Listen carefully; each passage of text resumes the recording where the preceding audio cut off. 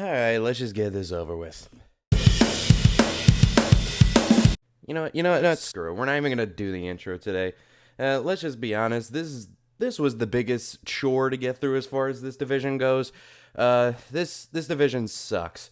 So you know what? I'm not even gonna waste it. Those of you who've been here, you know the drill by now. Let's just go straight into it with the quarterbacks. And my God, you know what? I'm just gonna start right now.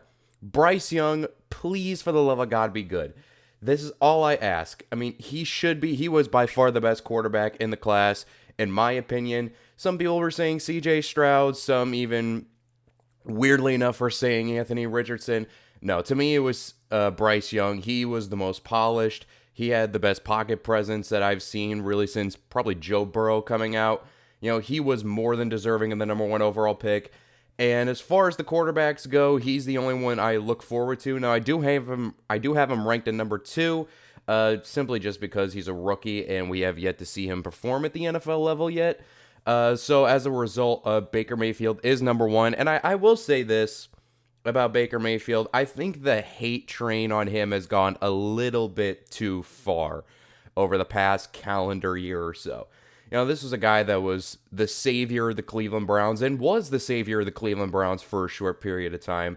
And then in 2021, the Browns just completely fell to shit. Everything just went wrong. His shoulder got screwed up, played through it, or was told to play through it. We don't really know. And it completely wrecked his confidence. Went to Carolina last year, played terribly to the point where he actually got released. And then he gets picked up by the Rams and has that great performance on Thursday night against the Raiders on literally just being 48 hours on the team. And, you know, it was kind of rocky for the rest of the season there, but he showed that, if he's on his game, he's a really damn good quarterback. And he's coming here to Tampa, filling in for Tom Brady, which is not easy shoes to fill. And I think he's good enough to be the starter, not just for this year, but for a few more years down the road. So I do think Baker Mayfield is still a really good quarterback, and I think the hate's gone a little too far on him. And then number 3 is Derek Carr, who I have no idea how to feel about Derek Carr. You know, this is a this is a man that he has just, I don't even know how to describe it. It's just sort of cowardly at times. You know, like, he has it in it. We've seen it. Like, at times, every once in a while, he'll just get that dog in him and he'll just make a huge play and make a big throw and a great throw, and will have the balls to make a big play down the field, but that's very few and far in between. You know, he doesn't have the greatest pocket presence. He's very timid when he does go through his reads and does throw the football. He's very cautious, but overly cautious. And, you know, it's weird that the Saints felt like they were getting an upgrade going from Andy Dalton to Derek Carr. It's just, I don't know what's going on with New Orleans as far as that situation goes. And then Desmond Ridder is listed as the starting quarterback for the Falcons right now. We'll see. You know, he was okay, you know, as a late second, early third round pick last year by this team.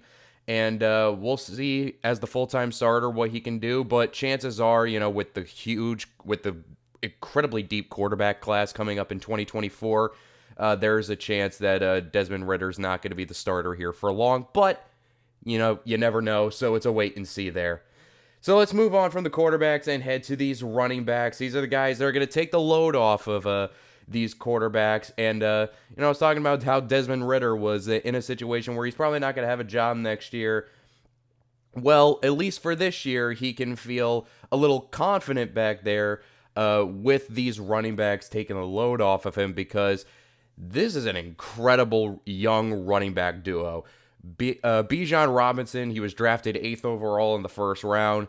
You know, I'm one of these people, I will admit, I am one of these people who think, hey, don't spend a first-round pick on a running back. You cannot spend a first-round pick on a running back. The position's not as valuable anymore. Unless you're getting a generational talent like Bijan Robinson, he's not just a runner, though he is a phenomenal runner. Phenomenal contact balance, vision, agility, breakaway speed. He has everything you can ask for in a running back. But he also has the ability to, you can move him out into the slot or out wide, and have him play as a receiver. And he is a phenomenal route runner. He has great hands. He's great after the catch. He is the epitome of what the perfect football player is. And he is going to be a perfect fit here in Arthur Smith's offense that wants to run the football. So he's going to get a lot of touches. To me, he should be an early favorite for Offensive Rookie of the Year because he's going to get his opportunities to get touches. And then Tyler Algier, and a lot of the reasons why people were hesitant of the Falcons taking Bijan was because of how well Tyler Algier played last year. Was a late round guy, drafted, and was a 1,000-yard rusher last year and played really, really damn well. And he has great contact balance, really good vision, not the fastest guy, not the most agile guy, but he is just a really, really good back. And I like Tyler Algier as a number 1 back. I love him as a number 2. This is probably the most excited I'm going to sound in the rest of this video, and definitely in this segment, because the rest of these rooms is sort of just blah. Miles Sanders, free agent pickup for the Panthers, I always felt really overrated for many years in Philadelphia. I thought Eagles fans overrated the hell out of him because he is a little bit shifty and he is a decent receiving back, but he was definitely, especially as you saw it last year, he was definitely the beneficiary of the best offensive line in football. So, him now going away from that into a team with an offensive line that's a little less proven, I don't expect Miles Sanders to basically give the Panthers their full money's worth, is essentially what I'm saying. But Chuba Hubbard has been here for a couple of years now, and he's just really solid, Not a guy that you want as your full-time starter, but is just really good, really good vision, decent speed. He's sort of one of these guys that's sort of good at everything, but not great at everything. He's just a really good, solid backup running back to have. And then New Orleans at number 3. I actually like the Jamal Williams signing. He doesn't have that much as far as dynamism is concerned.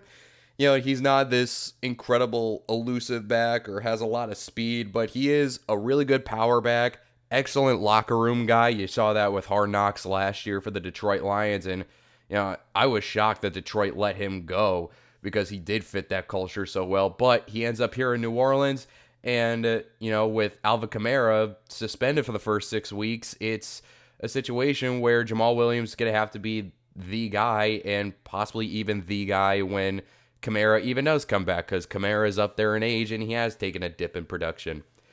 So Jamal Williams, solid number 1 back, but you can definitely do better. And then Kendre Miller, they drafted this year out of TCU. He's a guy that I got a lot of hype in the pre-draft process, a lot of speed to him, good agility, and that's pretty much it. I was sort of on Kendre Miller. And then Tampa, to me, is a clear number 4. And Rachaad White, I actually liked Rachaad White in his rookie year. He played really well. He showed that he can carry the load as a number 1 back. Not the most high upside guy in the world, but decent receiver. He's sort of in that realm, kind of like a Chuba Hubbard, just a little bit better, where he's good at everything, but not great at everything. But does have a little more of a breakaway ability, and he's a better receiver out of the backfield than Chuba Hubbard is. And then Chase Edmonds, kind of a weird last calendar year. He started off in Arizona last year, played well, and then got, I think, traded or cut, ended up in Miami. I think got traded to Miami, and then Miami cut him after a few weeks, and then ended up in Denver where he ended the year. And he didn't really play well last year. Last year was not Chase Edmonds' best year, which is weird because in years past, we saw he has, good explosiveness. When he gets out in space, he has the ability to make some guys miss and break some runs. But last year was such a weird year for him. So he's the backup here to Rachaad White, and it's really not much to say other than that.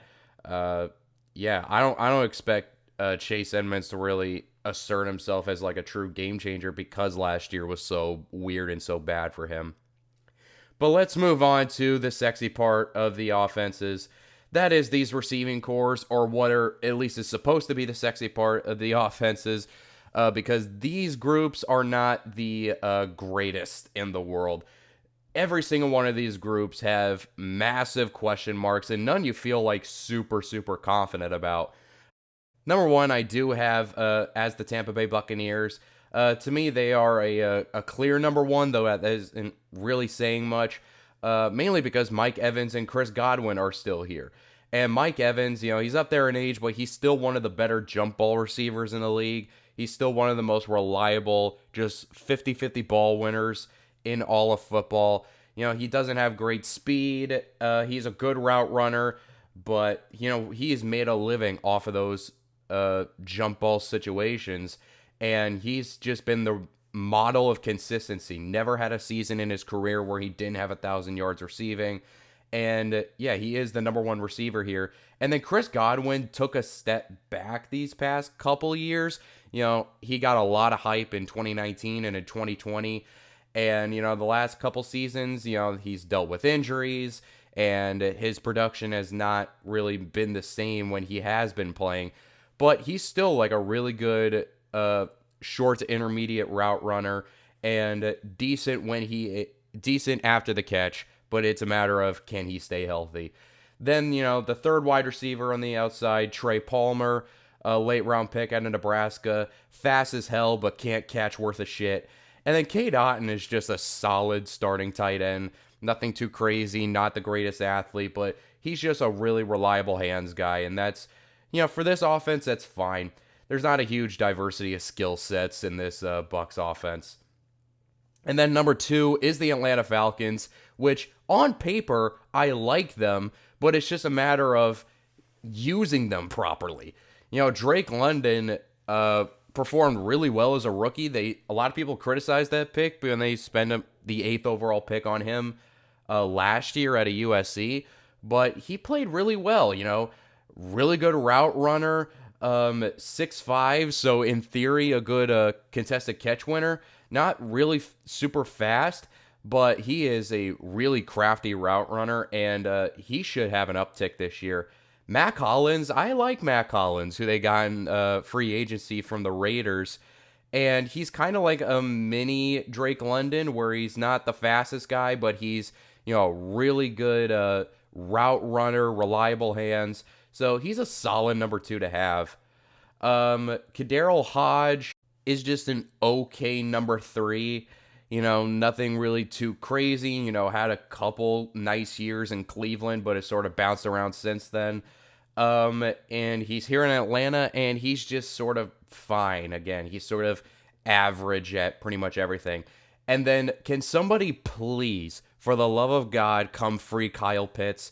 This is getting ridiculous. They spent the 4th overall pick on him back in 2021, and he is this freak athlete. A little bit of a lighter guy. He's definitely built like more receiver than tight end. I remember when he came out in his rookie year, Cam Jordan said he was a little light in the ass to be a tight end. Yeah, he's just such a great athlete and such a physical freak. And Atlanta just straight up doesn't know how to use him or how to get him involved. There's multiple reasons as to why that is. Hasn't had really the greatest quarterback play. He doesn't really fit well in Arthur Smith's offense, which, does use a lot of wide zone, and he's not really the best guy for this system, really. And they haven't figured out how to get the ball in his hands consistently and just let him make plays. And they've tried to make him an inline blocker, which, like I said, he's more built like a receiver than a tight end. So he's not really, he's a borderline liability as a blocker because he is so light. So someone come please, for the love of God, free Kyle Pitts from this hell and put him in an offense that's actually going to use him properly. And then we're going to move on to number 3 with the New Orleans Saints. And this whole group depends on whether or not Michael Thomas is actually going to be out there and playing football games for this team. he is, when he's healthy, one of the best possession receivers in the NFL. Incredibly crafty as a route runner, hands strong as stone, and yet he has not been able to stay healthy these last 3 seasons. In 2020, he played for a lot of the season, but didn't score a touchdown until the playoffs. And then these last 2 seasons, he's played a combined, like 3 games, I think. It's a matter of he's got to stay healthy. And when he comes back from injury and he is healthy, is he going to play like the Michael Thomas of old? Because he is up there in age. He is older. So we don't know if we're even going to get the same Michael Thomas that popped off in 2019. We just don't know. But if he does come back and he's healthy and he is playing like 2019 Michael Thomas, all of a sudden this could be one of the better receiving corps in the league, because Chris Olave is an amazing number 2. A little bit lighter. He has the size where he should be a slot receiver, but he's much better on the outside. Excellent route runner. Drop issues have been sort of every now and then with him. He doesn't have the most reliable hands in the world, but he does make some pretty crazy catches every now and then. But I really like Chris Olave as a number 2. And then Rashid Shaheed was a pretty damn good find for this team last year. He would be, and again, this would be so great if we know Michael Thomas is coming back healthy, because you would have him as your possession receiver, Chris Olave as your do-it-all number 2, and Rashid Shaheed as your incredible deep threat that could take the top off a defense. And he was really damn good at that last year. And I expect a little bit of an improvement for Rashid Shaheed as a deep threat this year for sure. And then Juwan Johnson is one of these developmental tight ends where he's played really well, especially last year. He's starting to come along. He's learning the position a little more. He's still relatively new to it. But he played really well last year, so I expect a little uptick in production for him this year. And then number 4 is the Carolina Panthers. And notice how you wouldn't notice it was the Panthers, because none of the guys in this box are wearing a Carolina Panther uniform. This is a completely overhauled group. All of these guys are completely new. DJ Chark they brought in the offseason, Adam Thielen, Hayden Hurst, all were free agent signings. Starting with DJ Chark, he was a guy that at first coming out of college when he went to Jacksonville, he had a pretty rough rookie year. And then his second year, he really just exploded onto the scene, and everyone's like, oh, DJ Chark could really be something. And then battled injuries his last year in Jacksonville, went to Detroit last year on a stupidly cheap contract, didn't put up the production I was expecting. So he comes here to Carolina, and I think the hype on him of being a guy that can really take that next step and be a true number 1 has sort of died down for sure. But he's still a really damn good receiver that's really fun to watch when he's on his game. And then Adam Thielen, he's up there in age. He's here just for veteran presence, if nothing else. And, once upon a time, he was a really good receiver in this league. One of the better ball tracking receivers I've ever seen. And, he's just hasn't been that guy. He's dealt with injuries. Like I said, he's up there in age. He's older now. He doesn't have he's not the athlete he once was.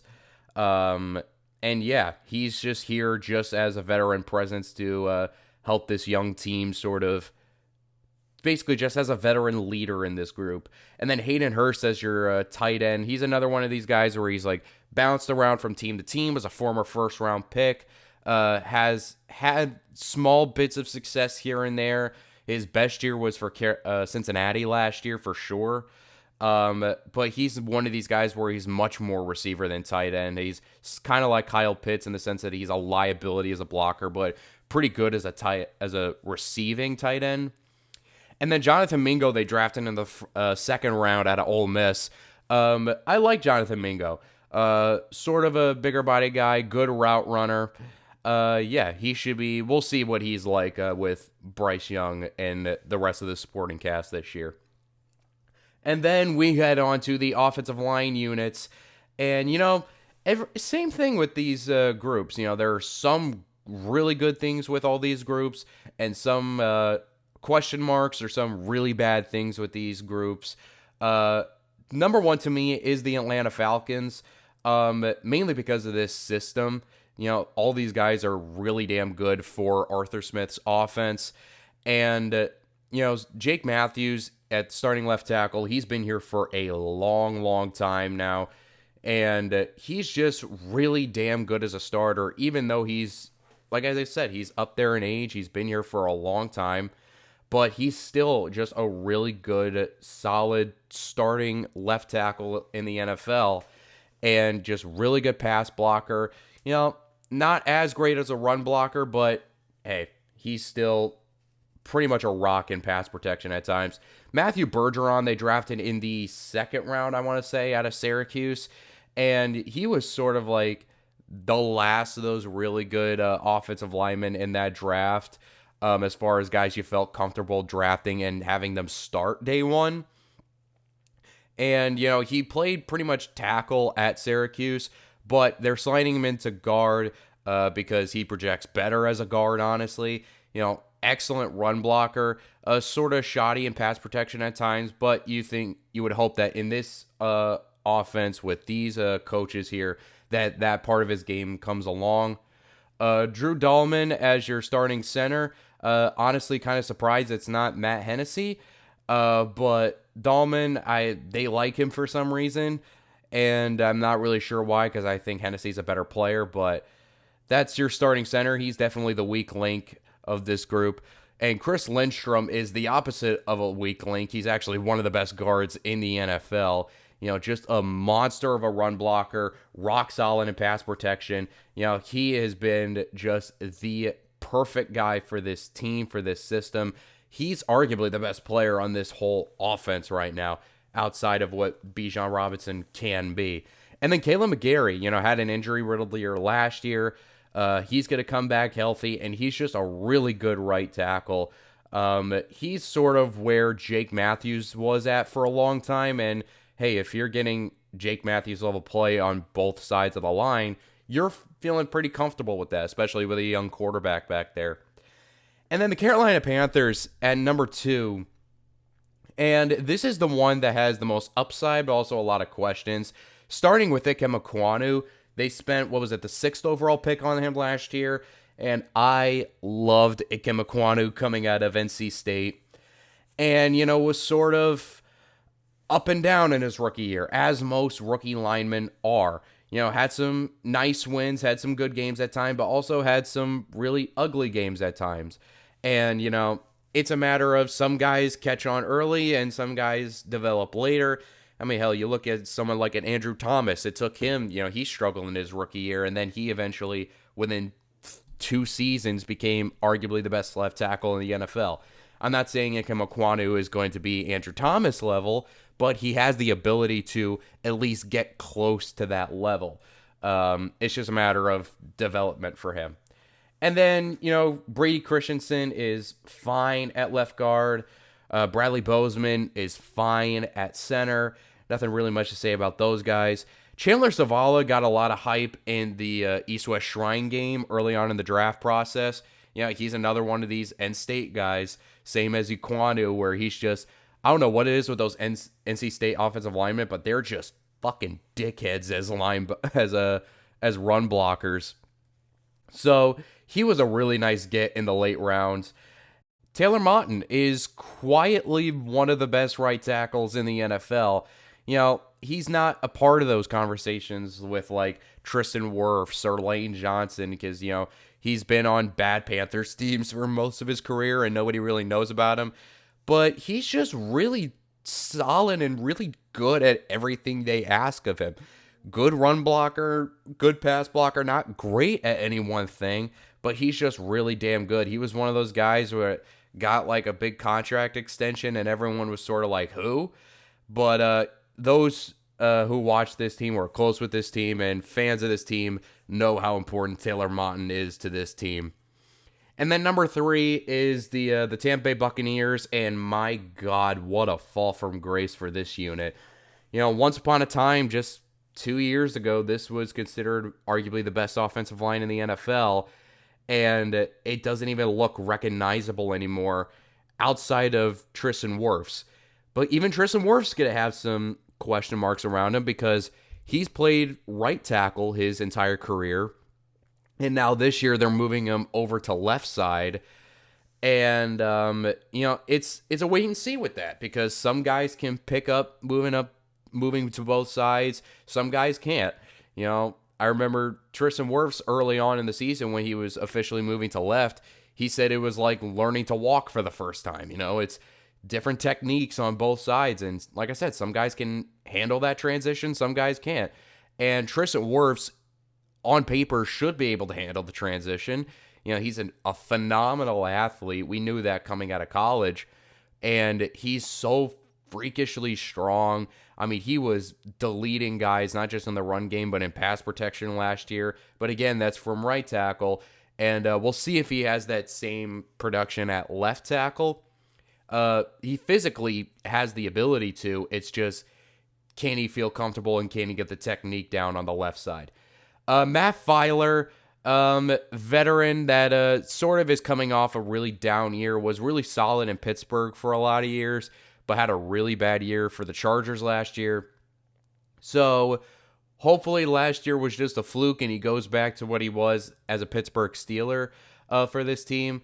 And then Robert Hainsey is taking over at center this year. In the news that Ryan Jensen once again suffered a leg injury and he's going to be out for the remainder of the season, which sucks for Ryan Jensen. It's second year in a row where he hasn't even made it to the regular season. But Robert Hainsey is stepping in at center, and he had to do that last year and played relatively well. So I don't think they're panicking of the idea of having Robert Hainsey play center. And then you get to this right side of the line, and I am mortified of it.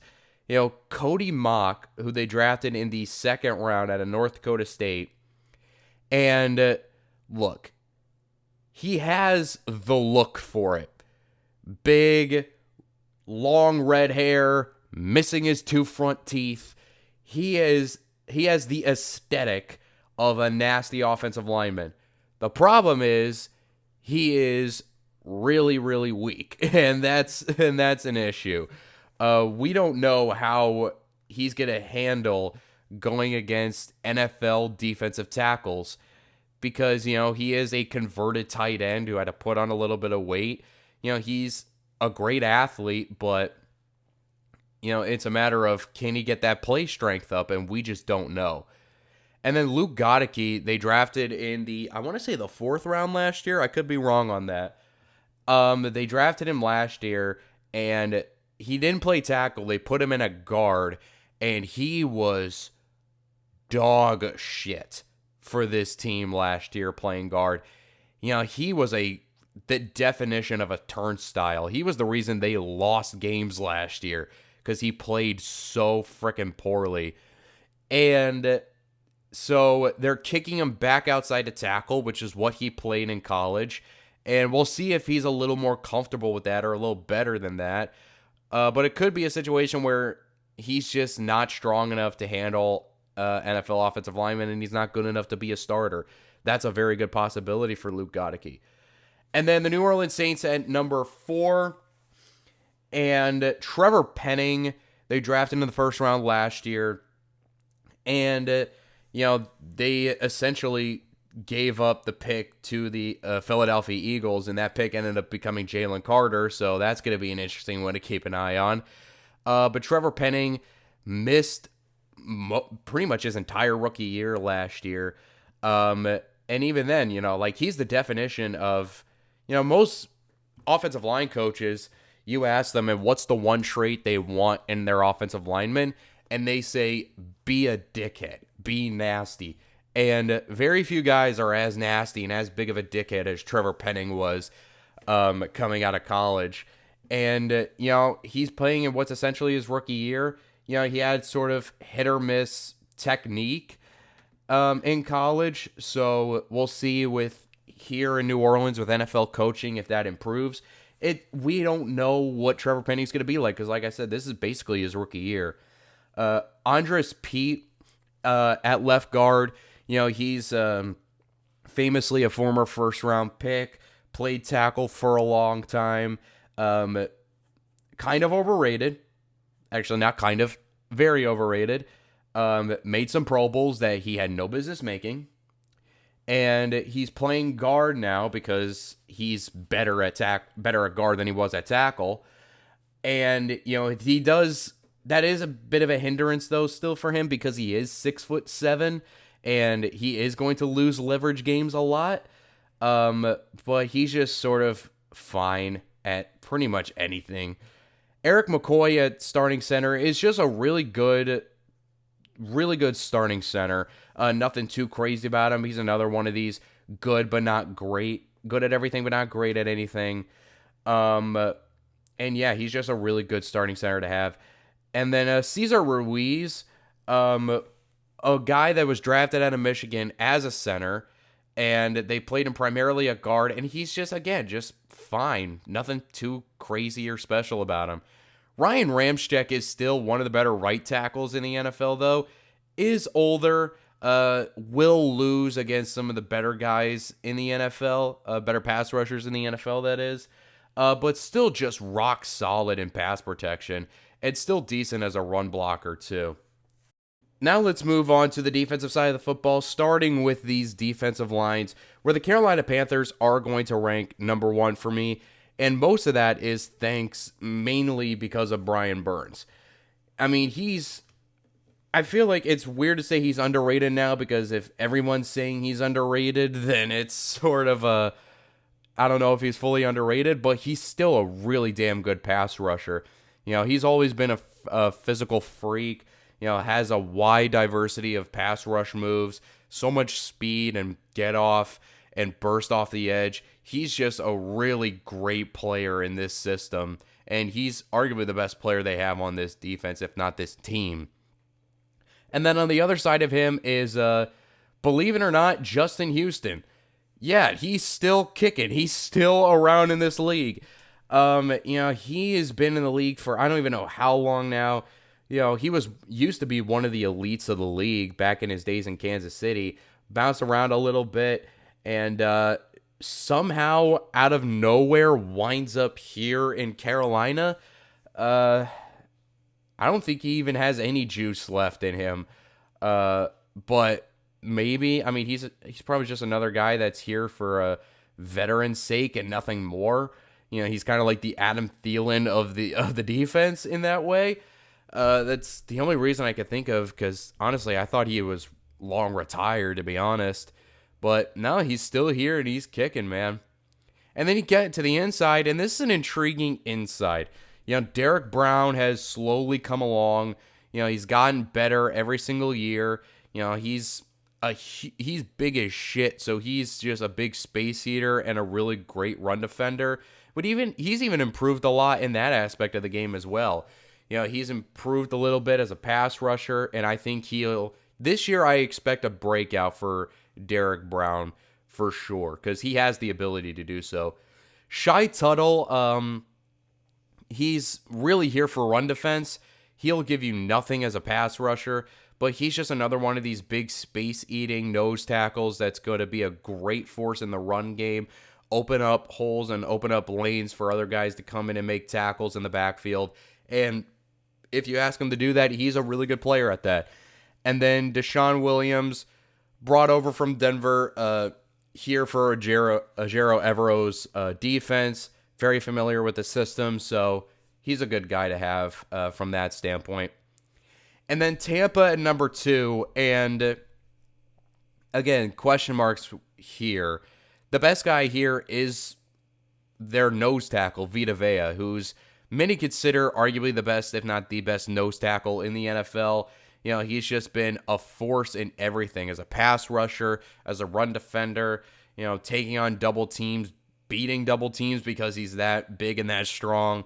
He's just the definition of what you look for in an NFL nose tackle, which was why the drafting of Kalijah Kancey makes that pick so exciting, because Kalijah Kancey is the exact opposite of Vita Vea. He's coming in as probably the smallest defensive tackle in the NFL at 6'1", 280 pounds. But, he was physically strong at Pittsburgh, really good athlete, great at the point of attack, really good get off because he is so lighter. He's quicker for a lot of interior offensive linemen to handle.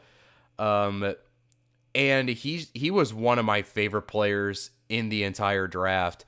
And with Vita Vea taking up most of the double teams and taking up most of the blockers, that'll leave Kalijah Kancey more one-on-one opportunities in theory, and he should be able to dominate in those situations because he is so physically strong.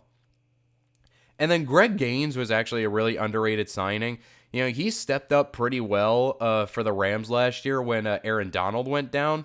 So he's a really good veteran piece to have here. So that's a really nice option for them to have. And then the edge group, Joe Tryon-Shoyinka is, to this day, I don't understand why they felt the need to spend a first-round pick on him. He's just pretty much below average. Great athlete, but he's one of these guys where it's like great athlete, but not a great football player. Every now and then he'll make some splash plays, but those are few and far in between. And then Shaq Barrett, been in the league for a while, but he's battled injuries these past couple of years. He's up there in age, and I don't anticipate him to be the Shaq Barrett of old. The Shaq Barrett of old was a true alpha pass rusher with such great bend and power. But, he's, like I said, he's dealt with injuries. He's older, and I don't expect him to be that Shaq Barrett anymore, which is why I'm lower on this group as a whole. And then number 3 is the Atlanta Falcons, and the best thing they have here is Grady Jarrett. He's been here for a long time, and he is one of the best defensive tackles that doesn't get a lot of mainstream attention because the Falcons haven't been that great for the vast majority of his peak. But he's so powerful, such a great pass rusher, so quick off the ball, he has a big diversity of pass rush moves, and he's just really fun to watch. And then this is a really interesting group around him. Bud Dupree flamed out with the Titans after getting a big contract. He's just not that great of a pass rusher. He's a good athlete, but that's pretty much it. I mean, we've seen that from his days in Pittsburgh, and we saw that in Tennessee. He's sort of been the same player throughout his entire career, which is, great athlete, but doesn't really know how to fully play football, which is weird considering how long he's been in the NFL. Calais Campbell, they bring him as a veteran signing. He's just been great for so long. He's not the Calais Campbell of old, but he's still a pretty damn good pass rusher in his own right. Big, 6'8", over 300 pounds, great pass rusher, and just a handful to deal with. Even at his age, and he's not as explosive, he's still, a great locker room leader to have, and he was a really good signing for this team. David Onyemata was a sneaky underrated signing. Really good player, just really good all-around player, not a superstar by any means, but he's a really good compliment to Grady Jarrett. He does everything that Grady Jarrett can do, just not as good, and he's not as explosive, but he's still a really good player. And then Lorenzo Carter is just sort of fine. Nothing too crazy there. And then number 4, clearly to me, is the New Orleans Saints. This group is literally just Cameron Jordan and nothing else. And even Cameron Jordan is on the clear decline. He's been in this league since 2011, I want to say. And he's starting to take a dip down. I mean, he's still a really good run defender, but as a pass rusher, he's taken a huge step down in his career. So I wouldn't be shocked if this is his last year.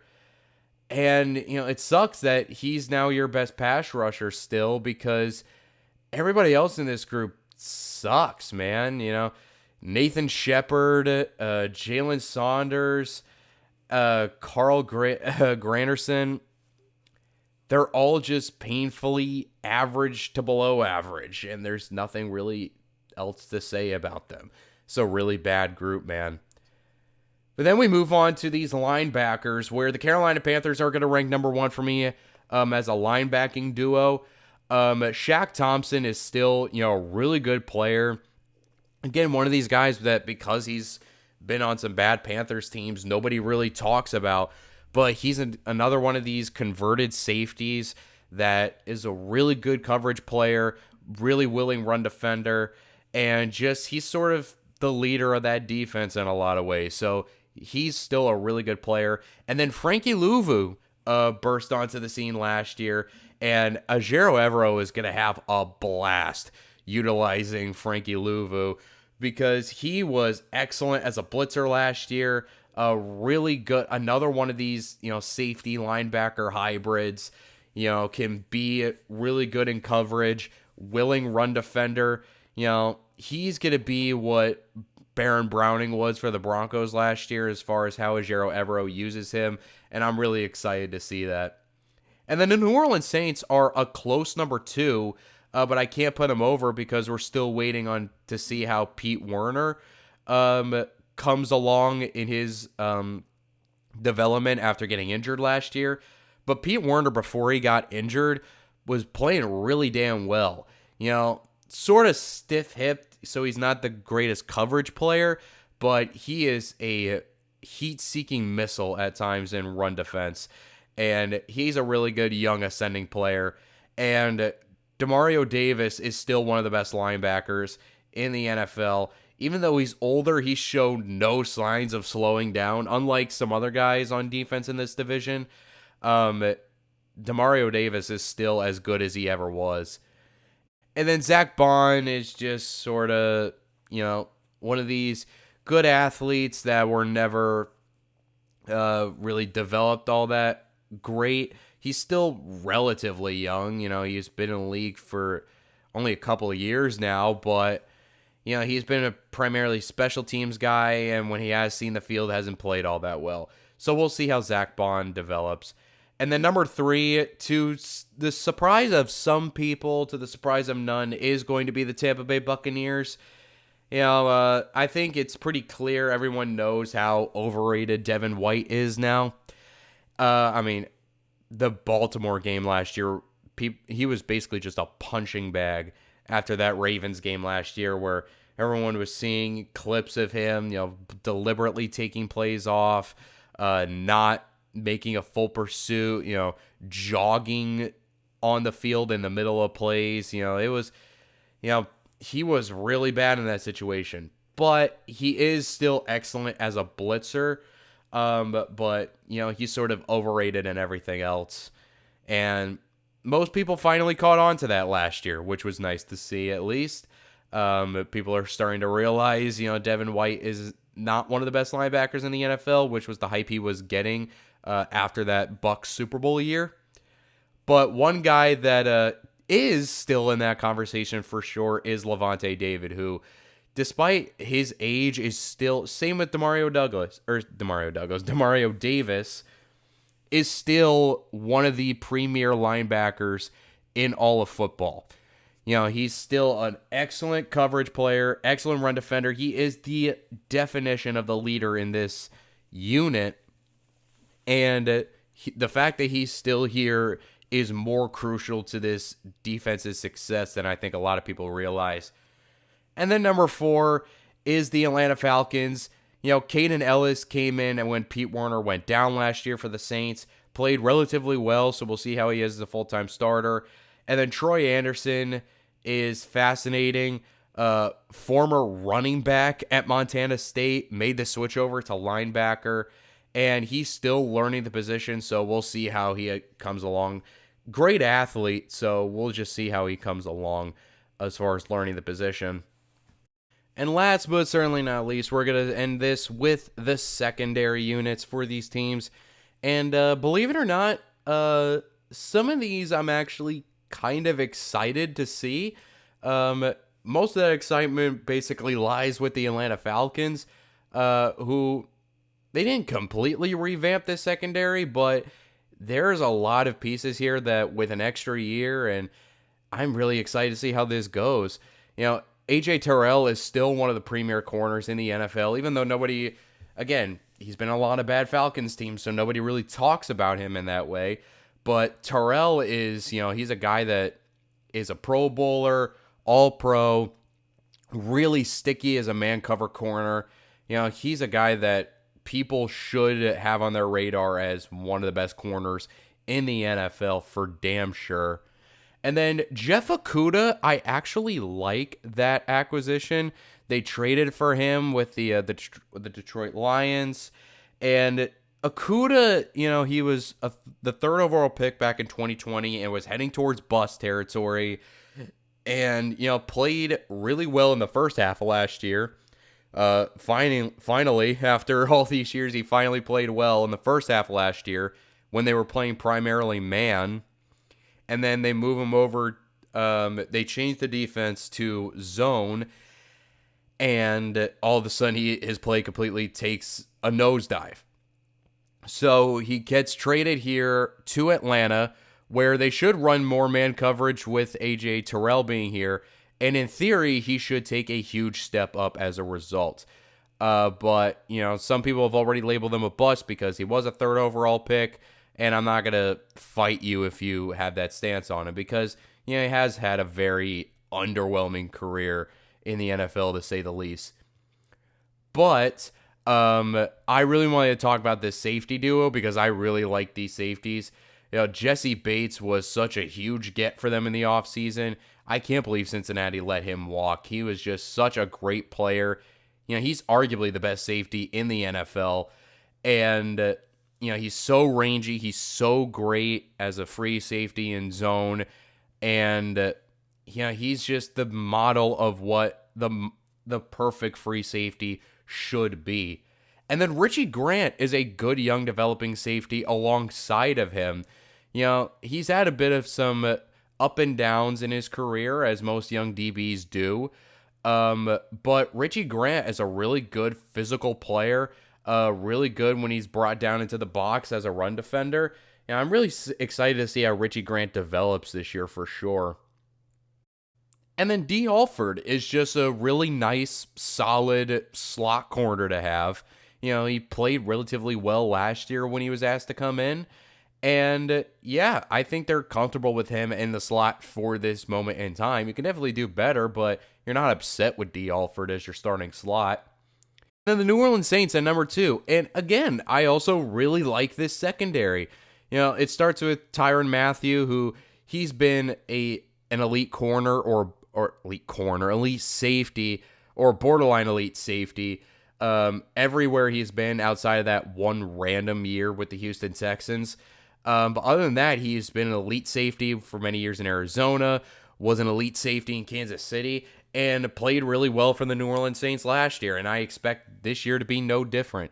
He's, another one of these guys where he's talked about as one of the elite safeties in the NFL, because he's such a great athlete, so rangy, willing tackler. He's everything. He's, again, in the same conversation with Jesse Bates where he's everything you want in a safety. And then Marshawn Lattimore is your star corner, and he's just been a really good, solid lockdown corner ever since he's come into the league. He's dealt with injuries here and there, but, he's been really good, and he's been one of the consistent elite corners in football. Really sticky in man coverage. Again, he is, one of these premier corners in the NFL. And then every other guy around these two are really nice pieces as well. Paulson Adebo, they drafted a couple of years ago out of Stanford. A really good, tall, lengthy corner. Really sticky in man coverage. Doesn't have a lot of physical upside, but just really solid as a number 2. Alontae Taylor, who they drafted last year, is their starting nickel. Really good, really decent athlete. He's still developing. We'll see how he comes along. And then Marcus May was a really good player for a while with the New York Jets. Comes over here to the New Orleans Saints last offseason. And, had some up and down games, was still a really good starting caliber safety. And then the Tampa Bay Buccaneers at number 3. Again, pieces that I really like and on paper should be an excellent secondary, but they have some question marks, especially at slot corner with D. Delaney. And, he was sort of average when he got playing time last year, if not below average. So he's listed as their starting slot, and we'll see how he plays. And then the only other question really is Ryan Neal at safety. But even then, he's been in this system before. He played it in Seattle last year, so he is a good scheme fit. So, he should be fine. But these other 3 pieces I really, really like, actually. Carlton Davis has taken a bit of a step down, but is still a really solid starting caliber corner. Jamel Dean asserted himself as one of the 10 best corners in football last year. He played really, really well. And then Antoine Winfield was a really good safety ever since he's come into the league. You would think that he wouldn't be as physical as he is because he's so small. He is only 5'9", but he's so quick and so physical and fast at the point of attack. He is really rangy despite the fact that he's built more like a strong safety. He's one of the more underrated players in the NFL. That's for damn sure. And then the Carolina Panthers at the bottom of this ranking. J.C. Horn, I want to buy into the J.C. Horn hype, but he just needs to stay healthy. He has not, I don't think he's made it to the halfway point once since he's come into the league. And, he just needs to make it through a full season completely healthy before I buy into the J.C. Horn is elite hype, because when he's been out there, he's played really freaking good. He just needs to stay out there. Xavier Woods as the starting free safety is fine. Played well for a while in Dallas, played well in Minnesota. He's here in Carolina now for his second year on the team now. So, he's just fine. He's adequate. Von Bell was a really good signing. Veteran guy, played excellent in Cincinnati, played excellent in New Orleans, and I expect him to play excellent as well here in Carolina. Just your classic strong safety, really good in the box, really good as a run defender, but is rangy enough to play a deep zone as well. Dante Jackson,